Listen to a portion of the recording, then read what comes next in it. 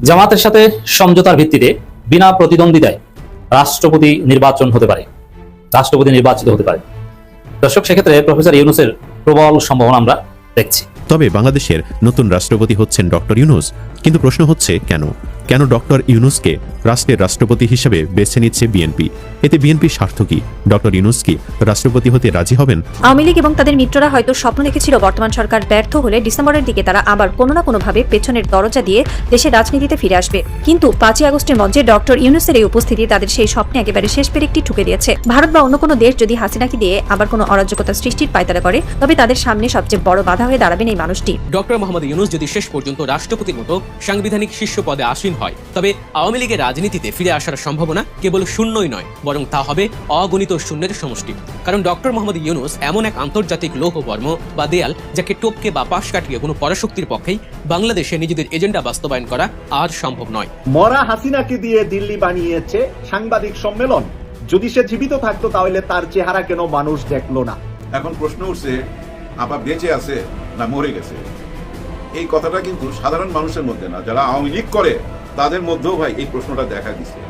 আপার উদ্দেশ্য ছিল তার কর্মীদেরকে চাঙ্গা করবে, কিন্তু কর্মীদের মনোবল ভাঙ্গা গেছে ওনার চেহারা না দেখে। ওনার শুধু কণ্ঠ শুই না, ওনাদের মন ভরতেছে না। ওনাদের মধ্যে একটা বিরাট প্রশ্ন দেখা দিছে, সত্যি সত্যি কি এগুলো এই আইডিয়া বানানো? কারণ আপাতত চেহারা দেখায় না। আসসালামু আলাইকুম দর্শক, বাংলাদেশ ভাইরাল নিউজের নতুন একটি গুরুত্বপূর্ণ নিউজ ভিডিও নিয়ে আপনাদের মাঝে হাজির হলাম। প্রিয় দর্শক, বাংলাদেশের বর্তমান রাজনৈতিক প্রেক্ষাপট জানতে যারা এই ভিডিওটিতে ক্লিক করেছেন তাদের সবাইকে বলবো আপনারা ধৈর্য সহকারে পুরো ভিডিওটি দেখতে থাকুন, কারণ এই ভিডিওটিতে এমন কিছু তথ্য বা তথ্য শেয়ার করা হয়েছে যা জানলে আপনারা অবাক হবেন। প্রিয় দর্শক, ইতিমধ্যে আপনারা অনেকগুলো ভিডিওর অংশ বিশেষ দেখে নিয়েছেন এবং আশা করি দেখেই বুঝতে পেরেছেন আজকের ভিডিওটি কতটি গুরুত্বপূর্ণ এবং আকর্ষণীয় হতে চলেছে। এখনো যারা আমাদের চ্যানেলটি সাবস্ক্রাইব করেননি তাদের সবাইকে বলবো আমাদের চ্যানেলটি সাবস্ক্রাইব করে পাশে থাকা বেল আইকনটা অন করে দিবেন, আর যারা ইতিমধ্যে সাবস্ক্রাইব করেছেন তাদেরকে অসংখ্য ধন্যবাদ। তো প্রিয় দর্শক, চলুন আর কথা বাড়াবো না, একটি লাইক দিয়ে মূল ভিডিওতে যাওয়া যাক। ঢাকার আকাশে বাতাসে এখন এক অদ্ভুত এবং চাপা উত্তেজনা। ক্ষমতার পালাবদল, আন্তর্জাতিক রাজনীতির দাবার চাল আর এক অদেখা স্নায়ুযুদ্ধ চলছে পর্দার আড়ালে। গত কয়েক সপ্তাহ ধরে বাংলাদেশের রাজনৈতিক অঙ্গন থেকে শুরু করে কূটনৈতিক করিডোরগুলোতে কান পাতলেই শুধু একটি গুঞ্জন শোনা যাচ্ছে। চায়ের কাপে ঝড় তোলা সেই একটি মাত্র প্রশ্ন, বাংলাদেশের পরবর্তী রাষ্ট্রপতি কে হতে যাচ্ছেন? এই একটি প্রশ্নের উত্তরের উপর নির্ভর করছে পুরো দক্ষিণ এশিয়ার ভূ রাজনৈতিক সমীকরণ। যারা রাজনীতির পেছনের খেলাটা একটু গভীরভাবে বোঝেন তারা এরই মধ্যে একটি দৃশ্যপট থেকে অনেক কিছু আঁচ করতে পেরেছেন। একটি নির্দিষ্ট মঞ্চ যেখানে পাশাপাশি দাঁড়িয়ে আছেন বাংলাদেশের বর্তমান রাজনীতির অন্যতম শীর্ষ নিয়ামক ও বর্তমান প্রধানমন্ত্রী তারেক রহমান এবং বিশ্ববরেণ্য নোবেলজয়ী সাবেক প্রধান উপদেষ্টা অর্থনীতিবিদ ডক্টর মোহাম্মদ ইউনূস। এই একটি ছবি বা এই একটি ফ্রেম যেন হাজারো শব্দের চেয়েও বেশি কিছু বলে দিচ্ছে। এটি কোনো সাধারণ রাজনৈতিক ফ্রেম নয়, এটি পুরো বিশ্বকে, বিশেষ করে প্রতিবেশী রাষ্ট্রগুলোকে দেয়া একটি প্রচ্ছন্ন বার্তা। আওয়ামী লীগ এবং তাদের মিত্ররা হয়তো এখনো দিবাস্বপ্নে বিভোর। তারা হয়তো হিসাব করছে বর্তমান সরকার কোনোভাবে ব্যর্থ হলেই ডিসেম্বরের দিকে পেছনের দরজা দিয়ে আবারও বাংলাদেশের ক্ষমতার মসনদে ফিরে আসবে। কিন্তু তাদের এই রাজনৈতিক অঙ্ক পুরোপুরি ভুল প্রমাণিত হতে পারে শুধুমাত্র একটি কারণে। বিশ্লেষকরা অত্যন্ত ঠান্ডা মাথায় হিসাব করে বলছেন, ডক্টর মোহাম্মদ ইউনূস যদি শেষ পর্যন্ত রাষ্ট্রপতির মতো সাংবিধানিক শীর্ষ পদে আসীন হয়, তবে আওয়ামী লীগের রাজনীতিতে ফিরে আসার সম্ভাবনা কেবল শূন্যই নয়, বরং তা হবে অগণিত শূন্যের সমষ্টি। কারণ ডক্টর মোহাম্মদ ইউনূস এমন এক আন্তর্জাতিক লৌহবর্ম বা দেয়াল, যাকে টপকে বা পাশ কাটিয়ে কোনো পরাশক্তির পক্ষেই বাংলাদেশে নিজেদের এজেন্ডা বাস্তবায়ন করা আর সম্ভব নয়। ভারত বা অন্য কোনো দেশ যদি মনে করে যে আবারও কোনো অরাজকতা সৃষ্টি করে তারা ঘোলা পানিতে মাছ শিকার করবে, তবে তাদের সামনে সবচেয়ে বড় এক দুর্ভেদ্য প্রাচীর হয়ে দাঁড়াবেন এই মানুষটি। ডক্টর ইউনূসকে নিয়ে সামাজিক যোগাযোগ মাধ্যমে যারা ট্রল করেন বা তাকে নিয়ে যারা নেতিবাচক মন্তব্য করেন, তারা আসলে আন্তর্জাতিক রাজনীতি এবং ক্ষমতার আসল গভীরতা সম্পর্কে বিন্দু মাত্র ধারণা রাখেন না। তারা জানেন না এই মানুষটির শেকড় বিশ্বের কত গভীরে প্রথিত। আন্তর্জাতিক সম্পর্ক নিয়ে যারা পড়াশোনা করেন তারা খুব ভালো করেই জানেন যে এই পৃথিবীটা আসলে কারা চালায়। প্রকাশ্যে এবং অপ্রকাশ্যে এমন কিছু গ্লোবাল থিঙ্ক ট্যাঙ্ক বা এলিট সোসাইটি রয়েছে যারা আড়াল থেকে পুরো বিশ্বের অর্থনীতি, যুদ্ধ, শান্তি এবং ক্ষমতার পালাবদল নিয়ন্ত্রণ করে। সেই গ্লোবাল এলিট ক্লাবের সদস্য সংখ্যা বড় জোর 200 জন। আর অবাক করা বিষয় হলো আমাদের ডক্টর মোহাম্মদ ইউনূস সেই 200 জন শীর্ষ ক্ষমতাধরের একজন। তার এই গ্লোবাল নেটওয়ার্ক এবং প্রভাব এতটাই বিশাল যে ভারতের প্রধানমন্ত্রী নরেন্দ্র মোদীর চেয়েও তিনি আন্তর্জাতিক অঙ্গনে বহুগুণে বেশি ক্ষমতাবান। নরেন্দ্র মোদী হয়তো 130 কোটি মানুষের একটি দেশের প্রধানমন্ত্রী হিসেবে অনেক ক্ষমতার অধিকারী, কিন্তু পশ্চিমা লবিতে এবং গ্লোবাল এলিটদের ড্রয়িং রুমে ডক্টর ইউনূসের যে অবাধ যাতায়াত এবং প্রভাব রয়েছে তার সিকি ভাগও মোদীর নেই। ডক্টর ইউনূস এমন এক ক্ষমতার কেন্দ্রে অবস্থান করেন যেখান থেকে চাইলে নরেন্দ্র মোদীকেও আন্তর্জাতিক কূটনীতিতে চরম বিপাকে ফেলার ক্ষমতা তিনি রাখেন। তার এই অভাবনীয় আন্তর্জাতিক গ্রহণযোগ্যতার ভিত্তি আসলে কোথায়? এর উত্তর লুকিয়ে আছে তার অর্জনের ঝুলিতে। পৃথিবীতে প্রায় 800 কোটি মানুষের বাস। আমেরিকান এবং নন আমেরিকান মিলিয়ে এই শত শত কোটি মানুষের মধ্যে মাত্র 10 জন ব্যক্তি এমন একটি বিরল রেকর্ডের অধিকারী যা শুনলে যে কারো চোখ কপালে উঠতে বাধ্য। এই 10 জন ব্যক্তি একই সঙ্গে নোবেল শান্তি পুরস্কার এবং যুক্তরাষ্ট্রের সর্বোচ্চ বেসামরিক সম্মাননা প্রেসিডেন্সিয়াল মেডেল অফ ফ্রিডম অর্জন করেছেন। হ্যাঁ, ডক্টর মোহাম্মদ ইউনূস হলেন সেই এক্সক্লুসিভ 10 জনের এলিট ক্লাবের একজন গর্বিত সদস্য। ইউরোপীয় ইউনিয়নের শীর্ষ নেতারা, বিশ্ব ব্যাংক বা IMF এর প্রধানরা তাকে শুধু সম্মানই করেন না, বরং তাকে গ্লোবাল থিঙ্ক ট্যাঙ্কের এক অপরিহার্য অংশ বলে মনে করেন। তিনি যখন কোনো কথা বলেন তখন ওয়াশিংটন থেকে শুরু করে প্যারিস পর্যন্ত সবাই সেটা পিন পতন নিরাপত্তায় মনোযোগ দিয়ে শোনেন। অনেকেই একটি মারাত্মক ভুল হিসাব কষেন। তারা মনে করেন ডক্টর ইউনূসকে হয়তো খুব সহজেই ক্ষমতার চেয়ার থেকে সরিয়ে দেওয়া সম্ভব হয়েছিল, কিন্তু চরম বাস্তব সত্যটি হলো প্রধান উপদেষ্টা হিসেবে তিনি যদি নিজ থেকে ক্ষমতা না ছাড়তেন তবে পৃথিবীর কোনো পরাশক্তির সাধ্য ছিল না তাকে সেই পদ থেকে এত তাড়াতাড়ি নামানোর। তিনি নিজের ইচ্ছায় কেবল দেশের স্বার্থে এবং একটি গণতান্ত্রিক প্রক্রিয়ার প্রতি সম্মান রেখেই এই ক্ষমতার পালা বদলে অংশ নিয়েছিলেন।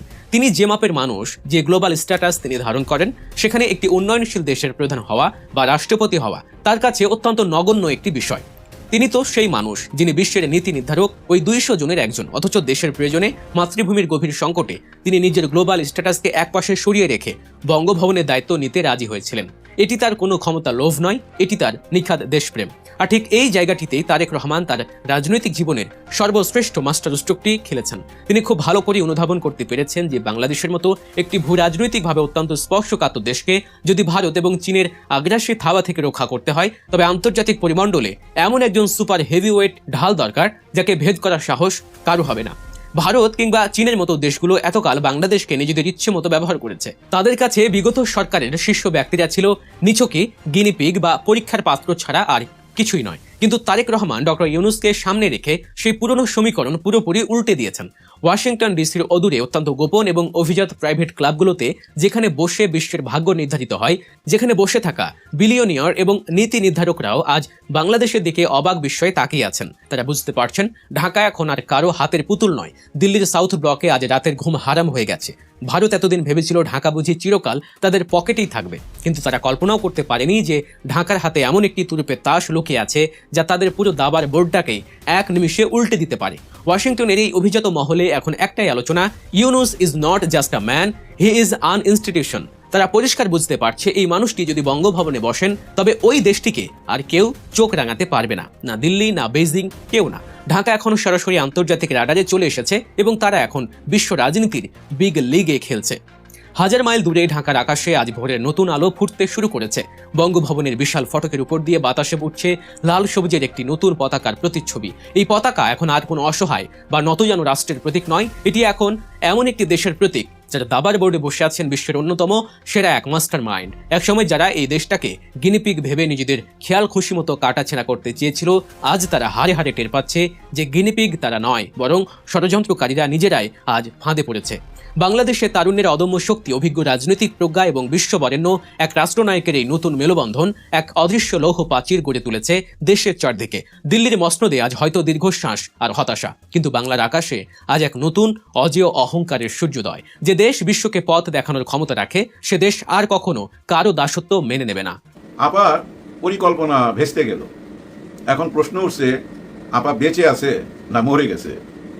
এই কথাটা কিন্তু সাধারণ মানুষের মধ্যে না, যারা আওয়ামী লীগ করে তাদের মধ্যেও ভাই এই প্রশ্নটা দেখা দিছে। আপার উদ্দেশ্য ছিল তার কর্মীদেরকে চাঙ্গা করবে, কিন্তু কর্মীদের মনোবল ভাঙ্গা গেছে ওনার চেহারা না দেখা।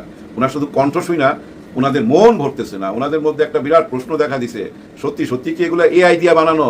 কারণ আপাত চেহারা দেখায় না। দেখেন, ওনার পরিকল্পনা ছিল পুরা বাংলাদেশের মধ্যে তার কর্মীদেরকে চাঙ্গা করে তুলবে, কিন্তু কর্মীদের এই মুহূর্তে মন ভেঙে গেছে। আমার মনে হয় না এখন তারা রাস্তায় বের হবে, কারণ আপাকে তারা দেখতে পায় নাই।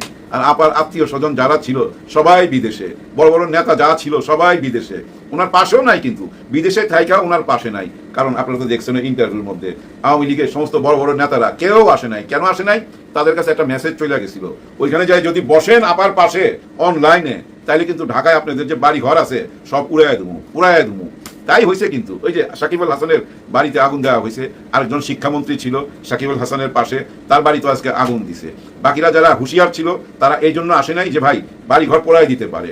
এরপরে যদি আপা আবার ডাকে, দেখবেন আওয়ামী লীগের আর কেউ আসবে না। আপাকে দিল্লিতেই একা করে দিল, কিন্তু আপার দিল্লিতে একা থাকলে কি হবে? আপার সন্তানরা তো বাংলাদেশে আছে। হ্যাঁ ভাই, আপাকে যারা মা ডাকছিল মা, ওই মায়ের সন্তানরা তো আছে। কি ভাগ্যবান দেখেন, তারা এখন বিএনপির সাথেও আছে, আবার যখন আওয়ামী লীগ আসবে মানে আপা আসবে, আপার সাথেও থাকবে। যদি আপা বাইচা থাকে, হ্যাঁ যদি বাইচা থাকে, তারা কিন্তু আবার মা ডাইকা পাশে ভিড়া যাবে। আর আপা যদি বাইচা থাকে কোনো একদিন আসে, ওই যে ডিসেম্বরে বা কোনো একদিন যদি আসে, আপা থাকবে কই? আবার বাড়ি তো জাদুঘর বানায় ফেলাইছে। হ্যাঁ, আলিফ লাইলার জাদুঘর। দেখেন ভাই, এই জাদুঘরটা কেন বানাইছে? এর উদ্দেশ্যটা কি? জুলাইয়ের কারণেই তো এই জাদুঘর। জুলাইতে কেন রক্ত দিছিল? একটা নতুন বাংলাদেশের জন্য, চোরের হাত থেকে বাঁচার জন্য, ডাকাইতের হাত থেকে বাঁচার জন্য, লুটপাটকারীর হাত থেকে বাঁচার জন্য। কিন্তু দেখেন ওই জাদুঘরের মধ্যেই চোর। এক যে ছিল চোরের দেশ, কোনো একদিন ভাই হ্যাঁ গল্প কাহিনী লেখা হবে, এক যে ছিল চোরের দেশ, আর সেটা হইল বাংলাদেশ। এখানে ভাই 20 টাকার টিকিট 50 টাকা। আপনি যাবেন, দাড়িমোজ থাকুক আপনার, কোনো অসুবিধা নাই। আপনার একটা শিশু টিকিট ধরাই দিবে 20 টাকা দামের, কিন্তু আপনার কাছ থেকে 50 টাকা নিবে। তার মানে 50 টাকার মধ্যে 30 টাকা লাভ, 100 টাকার মধ্যে 60 টাকা চুরি। এই হিসাবে যদি আপনি ধরেন, 1000 টাকার মধ্যে 600 টাকা, লাখ টাকার মধ্যে 60,000 টাকা চুরি, আর কোটি টাকার মধ্যে 60 লক্ষ টাকা চুরি। এইভাবে হিসাব করতে করতে যান, এই হারে চুরি বাড়ছে। আগে তো 10%, 20% এরকম শুনতাম, এখন তো ভাই 50 উপরে চলে গেল। গতকালকেই আপনারা দেখছেন জাদুঘরে যারাই গেছে ভাই, ম্যাক্সিমাম মানুষের কাছ থেকেই ওরা চিট করে টাকা নিয়ে নিছে। ওরা কারা? ওরা মানে যারা এই টিকিট বেচার দায়িত্ব পাইছে। তদন্ত কইরা দেখেন, দেখবেন ওরা কিন্তু সরকারের পক্ষের লোক, হ্যাঁ সরকারি দল করে, এরকম লোকের হাতেই দায়িত্ব দেওয়া হয়েছে। পেট ভরে না ভাই, কারোই পেট ভরে না। আসলে ভাই একটা কথা বলে না যে সরকারি দল আর বিরোধী দল মিলাই সিদ্ধান্ত নেয় দেশ কিভাবে চলবে। গত 17 বছর যারা বিরোধী দল ছিল তারা কিন্তু সরকারের সাথেই সিদ্ধান্ত নিছে এই দেশ কিভাবে চলবে। গত 17 বছর যেভাবে আমরা বিরোধী দল দেখছি, ওই একই রকম বিরোধী দল কি এখন দেখবো? না, নিশ্চয়ই না। গত 17 বছরের মতো যদি বিরোধী দল এখনো আমরা পাই, তাহলে তো এই দেশের ভাগ্য পরিবর্তন হবে না। বর্তমান যে বিরোধী দল আছে তারা এমন হবে না, এটাই আশা করি, এটাই বিশ্বাস করি। আওয়ামী লীগ কি ভুলটা করছে জানেন? একা একাই সবকিছু খাইতে চাইছিল। ওরা যদি দিয়া খাইতো আজকে এই অবস্থাটা হইতো না। ওরা কাউকে দেয় নাই, নিজেরাই সব ভাগ বাটোয়ারা করে খাইছে, আর বিদেশে টাকা পাচার করছে। বিরোধী দলকে দেয় নাই, কিছুই দেয় নাই, বরং তো জুলুম করছে। আসলে আওয়ামী লীগের সবচেয়ে বড় ভুল কি জানেন? ওরা 16-17 বছর একা একাই খাইছে। যদি বিরোধী দলকে দিয়া খাইতো তাহলে কিন্তু কোনো প্রবলেম হইতো না। একাই খাইতে চাইছে। আসলে একা খাওয়া উচিত হয় না। আজকে একা খাওয়াতে দেখেন ওনারা 15-20 বছর কোনো কিছু পায় নাই, না পাওয়াতে আজকে এইভাবে হামলায় পড়ছে ভাই। যে যেখান থেকে পারতেছে ছিনিয়ে নিয়ে যাইতেছে, এখান থেকে খাও, ওইখান থেকে খাও। ওই যে এয়ারপোর্টের কাছে যে গাছ লাগাইছে, 500 টাকার গাছ লক্ষ টাকা দাম নিছে, যেভাবে ওই যে টিকিট থেকে নিতেছে ভাই। 100 টাকার মধ্যে 60 টাকা চুরি। এই দেশে কোনো উন্নতি হবে? ঘোড়ার ডিম হবে। আরেকজন ভাই ভয় পায় বললো না, ওনাদের ভিতরের কথা বললো। উনি তো খুব সিনিয়র একজন রাজনীতিবিদ। তার কথা বলতেছি জানেন? নাসির উদ্দিন চৌধুরী। হ্যাঁ, ওই যে যাকে হুইল চেয়ারে কইরা সংসদে নিয়ে আসে, ওই সংসদে কিন্তু একটা কথা বলছিল জুলাইর পক্ষে, তখন কিন্তু হাত তালি পাইছিল। কিন্তু আজকে উনি কি বলতেছে জানেন? আওয়ামী লীগ আর বিএনপি ভাই, আমরা দুই ভাই। আওয়ামী লীগ আর আমরা মিলাই তো এই দেশকে স্বাধীন করছি, স্বাধীনতার যুদ্ধ করছি। আমরা একই আছি, একই ছিলাম। ভাইকে ছাইরা যাইতে পারে না। আওয়ামী লীগ আর বিএনপি ভাই, এই দুই ভাই মিলাই দেশটাকে চালাবে। কেন এই কথাটা বললো? সিনিয়র রাজনীতিবিদ, কিন্তু উনি কি ফাও কথা বলছে? শেখ হাসিনা আসবে শুনেই কিন্তু এই কথাটা বলছে। আরেকটা হতে পারে, বিএনপির ভিতরে তো ভাই গোপন মিটিং হয়, তাই না? রাজনীতি নিয়ে গোপন মিটিং হয়। ওই মিটিং এর থেকে হয়তো কোনো কথা লিক হয়ে ওনার কানে গেছে। উনি তো আর মিটিং এ আইতে পারে না, কেউ হয়তো ওনার কানের মধ্যে পৌঁছাইছে। আওয়ামী লীগ আর আমরা ভাই, আমাদেরকে কেউ আলাদা করতে পারবে না। আওয়ামী লীগকে আনতেই হবে, কারণ আওয়ামী লীগকে যদি না আনি, ওই যে নতুন শক্তির উত্থান হয়েছে, তাদের হাতে ক্ষমতা চলে যাইতে পারে। ওই যে শামসুজ্জামান দুদু একজন আছে না, চিনেন তো রাজনীতিবিদ, ওই যে হিসু কইরা ভাষায় দিতে চাইছিল। উনি কি বলে জানেন? এই সেনাপ্রধান, আমাদের সেনাপ্রধান জামাত ইসলামকে প্রতিষ্ঠিত কইরা দিল। জামাত ইসলাম আগে প্রতিষ্ঠিত ছিল না, সেনাপ্রধান এই কাজটা করছে। এই কথাটা কেন বলছে আপনাদের মনে আছে? 4-5 দিন আগে আর্মি ইন্টারন্যাশনাল ইসলামিক ইনস্টিটিউট চালু করছে। 4-5টা 6-7টা আপনারা শুনছেন। এর মধ্যে এর মানে কি? ওইখানে কি হবে? আর্মি ইন্টারন্যাশনাল ইসলামিক ইনস্টিটিউট মানে AIII। এটা কেন করা হয়েছে? ইসলামিক মূল্যবোধ এবং আধুনিক শিক্ষাকে একসাথ কইরা নেক্সট জেনারেশন গইরা তোলা। এই যে আর্মি ইন্টারন্যাশনাল ইসলামিক ইনস্টিটিউট করলো, ওইটাই কিন্তু জ্বালা। আরেকটা জ্বালা কি, উনি হজ কইরা আসছে, দাড়ি রাখছে, ওই জন্য এই ট্যাগটা দিয়ে দিল যে উনি ইসলামিক দলকে উত্থান কইরা দিছে, প্রতিষ্ঠিত কইরা দিছে, জামাতে ইসলামকে শক্তি যোগায়া দিছে। দেখছেন একজন মুসলমান হইয়া কিভাবে কথা বলে, রাজনীতিকে না ধর্মের সাথে একদম মিলায় ফেলাইছে। রাজনীতি করতে গিয়া ইসলাম ছোট হয়ে যাক তাতে কিছু যায় আসে না। একজন মুসলমান হিসাবে ওনার কেমন লাগে দুদু সাহেবের কথা বলতেছি, এইসব কথা বলা মানে ইসলামকে ছোট করা। নিজে মুসলমান হয়ে এই ধরনের কথা বলতে নিশ্চয়ই লজ্জা হওয়া উচিত। যাই হোক, ওনাদের লজ্জা নাই, যা মুখে আসে তাই বলবে। রাজনৈতিক ভাবে বিরোধী দলকে ঘায়ল করার জন্য যা ইচ্ছা তাই বলতে পারে, আর তাদের চাওয়ারও তো শেষ নাই। এই যে ভিপি নূর সাহেব কি বলতেছে জানেন? উনি বলতেছে বেতন বাড়াইতে হবে। কাদের? মন্ত্রীদের, প্রতিমন্ত্রীদের বেতন বাড়াইতে হবে। কত করা উচিত উনি নিজেই নির্ধারণ করে দিতেছে। 10 লক্ষ টাকা মন্ত্রীদের বেতন হওয়া উচিত, আর এমপিদের বেতন 5 লক্ষ টাকা। কেন? ওনারা যখন গ্রামে যায় মানুষ টাকা পয়সা চায়, এইটা চায় ওইটা চায়, যার জন্য বেতন বাড়ায় দিতে হবে।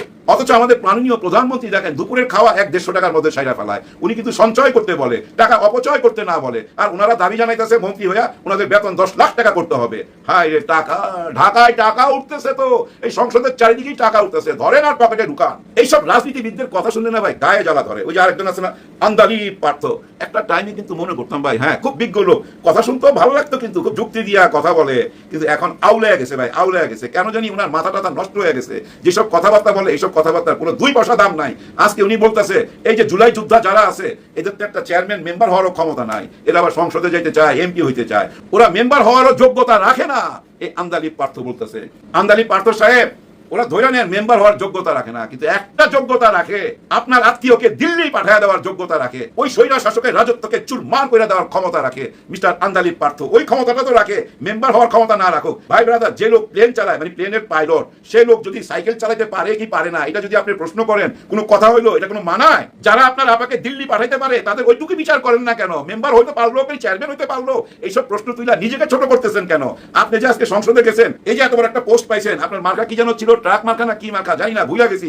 আরেক দলের লেজুর হিসাবেই তো গেলেন এই সংসদে, নিজের ক্ষমতায় তো যান নাই। এইসব ফাউল কথাবার্তা বলে কাদেরকে খুশি করেন? আপনি যদি রাশেদ খানের মতো হয়ে যান তাহলে কি মানা? এত নিচে নামার দরকার নাই তো। এই যে দেখেন রাশেদ খান একটা জায়গায় দেখলাম বক্তব্য দিতে গেছে, ওনারা কেমন মানুষ, উনি বক্তব্য দিবে ওর মধ্যে একটা গরু ঢুকে গেছে, ওনার সামনে গরু, উনি বিব্রত বোধ করতেছে। আপনারা খেয়াল রাখবেন না, এত বড় একটা নেতা ভাষণ দিবে, ওনার চারিদিকে পাহারাদার থাকতে হবে, তো চারিদিকটা ঘেরাও দিয়ে রাখবে, গরু ছাগল যেন ঢুকতে না পারে। কত বড় একটা বেজ্জতি। অপোজিশনে রয়েছে, বিশেষ করে জামাত ইসলাম, তারা প্রিয় সাংবাদিক ভাইরা, বিদায় নিবার আগে শুধু এইটুকু বলবো ভাই, দেশ কেমন আছে, আমাদের দেশটা বর্তমানে কেমন আছে একবার চিন্তা করেন তো। গতকালকে দেখলাম কিছু পুলিশ একটা বাড়িতে যাইতেছে, এখানে মাদক আছে ধরার জন্য। ওরা বাড়িতে ঢোকার আগে পাবলিক ওনাদেরকে চেক করতেছে, বডি চেক করতেছে, পকেটের মধ্যে কোনো মাদক আছে কিনা। একজন দুজন না ভাই, অনেকগুলো পুলিশরা চেক করতেছে যে আপনাদের পকেটে মাদক আছে কিনা ওই ঘরে ঢোকার আগে। তার মানে কেমন একটা অবিশ্বাস চলে আসছে পুলিশের উপর। চিন্তা করছেন, পুলিশ মাদক ধরতে যাইতেছে, ওই পুলিশরা চেক করতেছে পাবলিক যে আপনারা পকেটে করে মাদক নিয়ে যাচ্ছেন কিনা। তার মানে এরকম ঘটনা অতীতে বহুবার ঘটছে, যেখান থেকে বিশ্বাসটা হারায় ফেলছে। যে পুলিশ মাদক কারবারি ধরার জন্য তার বাড়িতে ঢুকবে, তার দেহ তল্লাশি চলতেছে, তার পকেটে মাদক আছে কিনা। অবিশ্বাস কোন পর্যন্ত গিয়ে পৌঁছাইছে। প্রিয় দর্শক, ইতিমধ্যে আপনারা আমাদের পুরো ভিডিওটি দেখেছেন। ভিডিওটি দেখে কি জানলেন এবং বুঝলেন? অবশ্যই আপনাদের মূল্যবান মতামতটি আমাদের কমেন্ট বক্সে জানাতে ভুলবেন না। এখনো যারা আমাদের চ্যানেলটি সাবস্ক্রাইব করেননি তাদের সবাইকে বলবো আমাদের চ্যানেলটি সাবস্ক্রাইব করে পাশে থাকা বেল আইকনটি অন করে দিবেন, এরকম নিত্য নতুন প্রতিদিন গরম গরম নিউজ আপডেট পেতে। ধন্যবাদ সবাইকে।